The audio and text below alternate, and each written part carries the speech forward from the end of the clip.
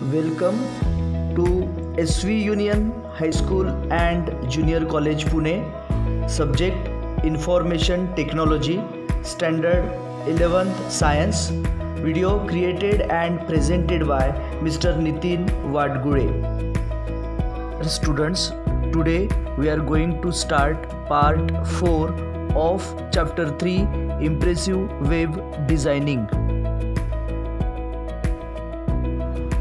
Students, in our last part we have discussed about creating a table. A table in a web page is created by using table tag, which is a container tag for all the other tags. So table tag is used to indicate creation of a table. Caption tag, it is used to specify a table heading. We have also seen the three tags, tr tag, th tag and td tag, and functionality of these three tags. We have also seen the attributes of table tag, that is border color, align, bg color, etc. Also we have seen the attributes of three tags, that is tr, th and td tag. The attributes are align, call span, row span. Also we have seen the examples of row span, use of call span. We have also discussed about creating hyperlinks in a web page, use of anchor tag, HTML link colors.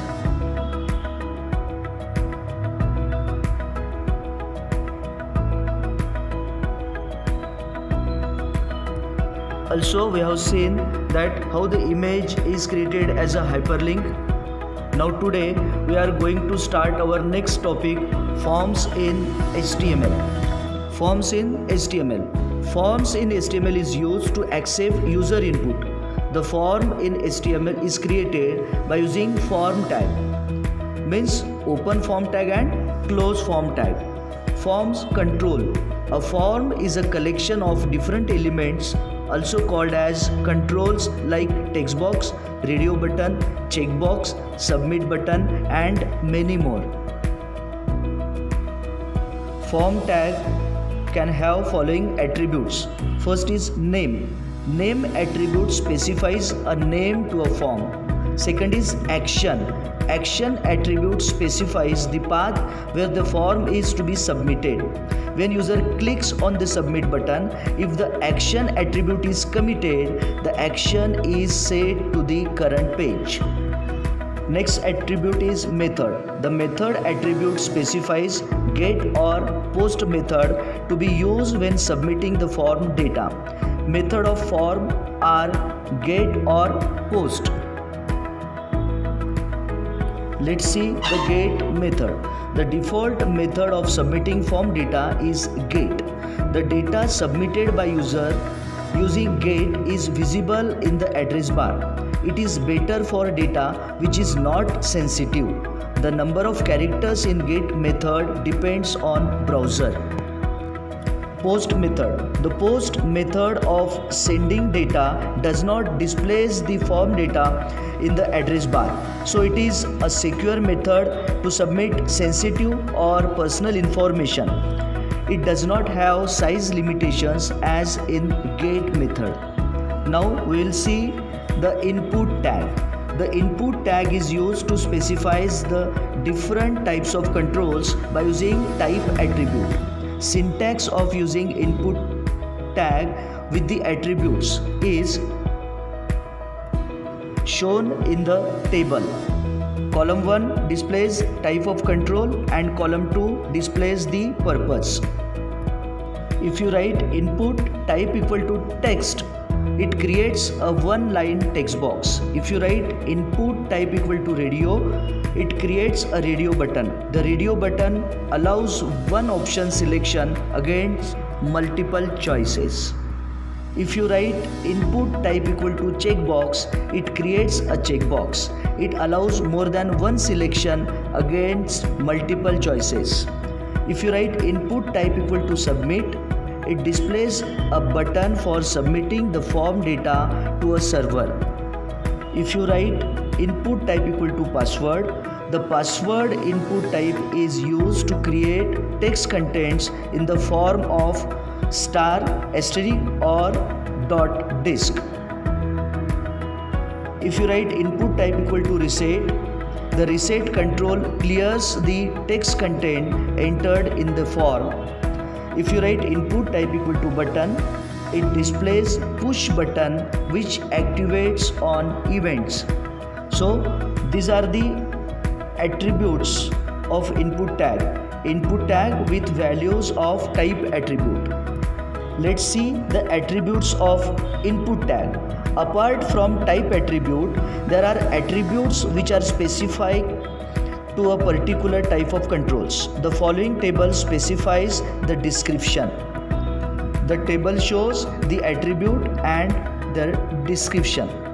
First attribute is type. It describes the name of the control like text, radio, etc. Example type equal to radio. Second attribute is name. Each input field must have a name. The name attribute is a user defined value. If the name attribute is not specified, the data of that input field will not get submitted. Next attribute is max length. This attribute is used with text and password type. It specifies the maximum number of characters which can be entered in a text or password box. Next is size attribute. The size attribute can be used with text and password type. It specifies the width of the text box. Checkbox. Next attribute is checked. The checked attribute specifies the default selection for options in a checkbox or a radio button. And last attribute is value. The value attribute can be used with text, checkbox, radio button, submit button or reset button. When used with text type, it specifies default value in a text box. For checkbox and radio, it defines value which is sent on submit. So these are the attributes of input tag. Next important tag is text area tag. The text area tag is used to create a text box with multiple lines. The number of lines and width of the text box are specified by using rows and columns calls attributes respectively. The text area tag can have following attributes. First is name attribute. Name attribute is used to specify name for a text box. For example, name equal to TAL. Second attribute is rows. It specifies the number of lines in a text box. For example, rows equal to 5. Next is calls attribute. It specifies the width of a text area. Next is max length attribute. Max length attribute specifies the maximum number of characters allowed in the text area.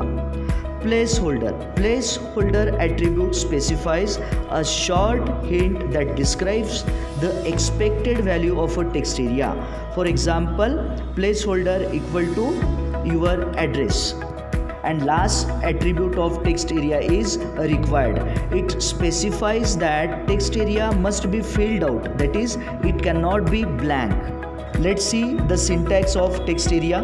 Write text area space name equal to TAL, specifies the rows by using rows attribute, rows equal to 5, calls equal to 30, placeholder equal to your address, and insert the required attribute and close text area. So text area tag is used to display multi-line text box, and to display the single line text box, use input type equal to text. Next important tag is select tag. Select tag is used to create drop down list. The attributes of select tags are: first is name. Name attributes assigns name to the control. Next is multiple attribute. Multiple attribute allows the user to select more than one value. And last attribute is size. The size attribute is used to specify the number of visible values. So these are the attributes of select tag. Next tag is option tag. The option tag is inserted inside the select tag. It defines the available options in the list. The attributes of option tags are selected and value. First, selected attribute defines pre-selected option. Selected attribute is added to the option form. Second attribute is value attribute. The value attribute assigns value to the option specified in the drop down list. So these are the attributes of option tag. Option tag is inserted in a select tag. Means by using the option tag you can insert the elements of drop down list. We have discussed about forms in HTML. Forms in HTML is used to accept user input. The forms in HTML is created by using form element, form tag and close form. It is a pair tag. We have also seen the form controls. A form is a collection of different elements, also called as controls, like text box, radio button, checkbox, submit button and many more. We have also discussed about the attributes of form tag: name, action, method. These are the attributes of form tag. We have also discussed about the input tag. The input tag is used to specify the different types of controls by using type attribute. We have also discussed about the text area tag and its attribute: name, rows, calls, max length, placeholder, required. These are the attributes of text area tag. Also we have seen the select tag and its attribute: name attribute, multiple attribute and size attribute. Also we have discussed about the option tag and its attribute: selected, value, and also we have seen some examples of form element. The figure shows the form controls: text box, radio button, checkbox and submit button. We will continue in the next video. Thank you.